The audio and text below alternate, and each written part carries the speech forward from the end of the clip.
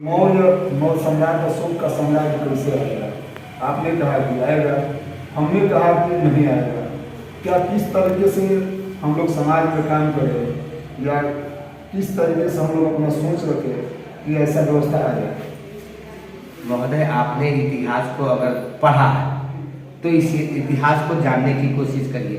जैसे सिंधु घाटी सभ्यता के बाद, सिंधु घाटी सभ्यता के पहले हम इस देश के शासक थे। सिंधु घाटी सभ्यता के बाद दुश्मनों द्वारा षड्यंत्र किया गया, आर्यों द्वारा, ब्राह्मणों द्वारा, और फिर हमको गुलाम बनाया गया।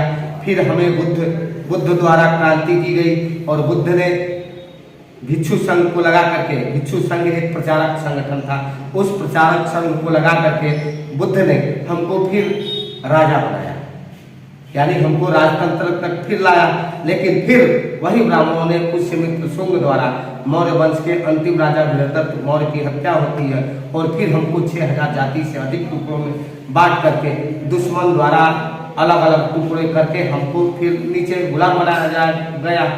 फिर हमको अगर शासक बनना है, हम चाहते हैं फिर यही देश सोने का चिड़िया बने और फिर अशोक सम्राट जैसे महान ये भारत बन जाए, तो हमको इसके लिए प्लान बनाना होगा। हम जो टुकड़े हैं, जो जाति के टुकड़े हैं, इन जाति के टुकड़ों को जोड़ना होगा और जोड़ने के लिए एक विचारधारा है। जैसे कि जोड़ने के लिए लकड़ी को जोड़ना है तो फेविकोल की आवश्यकता पड़ती है, तो अगर आदमी को जोड़ना है तो विचारधारा की आवश्यकता है। और जो वामसेप ने विचारधारा को लोगों के सामने रखने का, लोगों के सामने प्रस्ताव रखने का और बातें रखने का जो विचारधारा लोगों में डालने का प्रयास कर रही है, तो वामसेप आने वाले समय में बुद्ध और अशोक का ही भारत बनाना चाहती है और फिर इस भारत को सोने की चिड़िया बनाना चाहती है। इसलिए ये तमाम कैडर और तमाम मीटिंगों के माध्यम से गांव-गांव तक इस विचारधारा को फैलाने का काम किया जा रहा है। अगर जिस दिन हम लोगों ने अपने लोगों को जोड़ दिया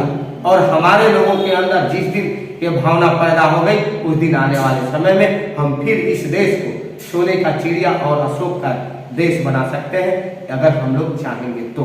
निष्ठावान और ईमानदारी तरीके से हम काम करते रहे, क्योंकि इतिहास बता रहा है कि भाई साहब जब जब आपके साथ छल हुआ तब तब कुछ महापुरुष आए और हमको वहां तक पहुंचाए, और आज भी वो आंदोलन चल रहा है। आने वाले समय में अगर हम लोगों ने इसको गांव-गांव तक पहुंचा दिया तो कल हम लोग इस देश को फिर सोने की चिड़िया बनाने में कामयाब हो जाएंगे।